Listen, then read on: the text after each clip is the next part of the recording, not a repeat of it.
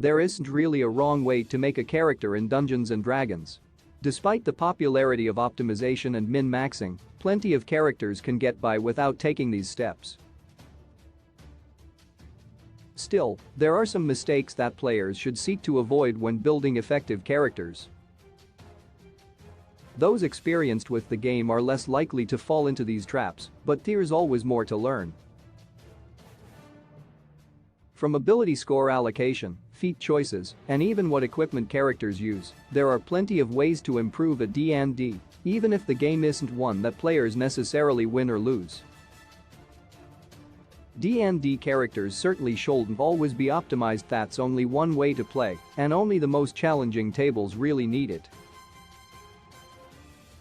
But there's a big difference between optimization and making informed choices. Being aware of these common mistakes can help players build more effective characters and even understand the game on a deeper level. Dungeons & Dragons players shouldn't overvalue healing. One of the biggest mistakes newer players can make deals with spells that restore hit points.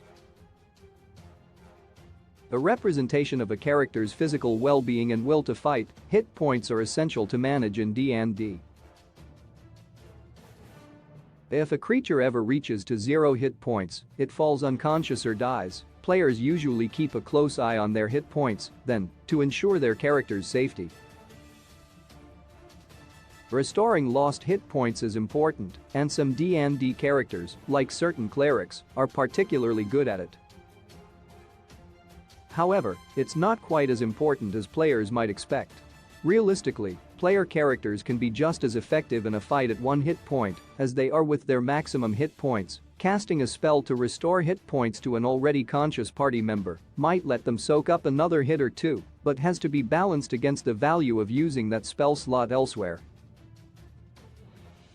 Oftentimes, it's far more effective to attack the threatening enemy instead. This isn't to say that healing spells or useless options like healing word are some of the most reliable ways to restore hit points at a distance. But topping off an ally's health is rarely the best use for spell slots, and the D&D's most overpowered spells rarely heal. When selecting spells, players building bards, druids, and clerics should definitely be aware of healing options, but shouldn't plan on selecting a wide array over other useful damage, control, or utility effects. The Life Domain Cleric is a tricky subclass option, too, as its unique features are all based on healing, but don't quite do enough to make restoring hit points frequently a sound tactical option. Melee characters need ranged options in D&D. Barbarians and paladins can be some of the game's most effective combatants. They're usually characters capable of making big attacks and sustaining themselves on the front lines. These warriors often rely on their swords or axes to dish out damage, and features like Reckless Attack, Divine Smite, and Extra Attack allow them even more power in melee. However, characters can easily find themselves in situations where their blades are all but useless. Dungeons & Dragons has a huge variety of monsters, and many of the game's nastiest foes have the ability to fly.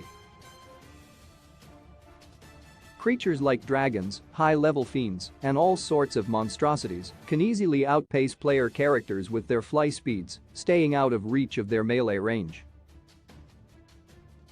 Worse, these monsters often have ranged attacks, large area of effect abilities, or the flyby feature, making players even less able to fight back effectively. Players need to plan for this possibility. Casters prepare a variety of spells, so why shouldn't martial characters bring a variety of weapons? If they have decent dexterity, characters used to fighting in melee can make decent use of bows or crossbows. It likely won't be as effective as they're used to, but it's better than the alternative. Characters with low dexterity but high strength can use javelins or handaxes. These weapons have the thrown property, allowing an attacker to make strength-based ranged attacks with them.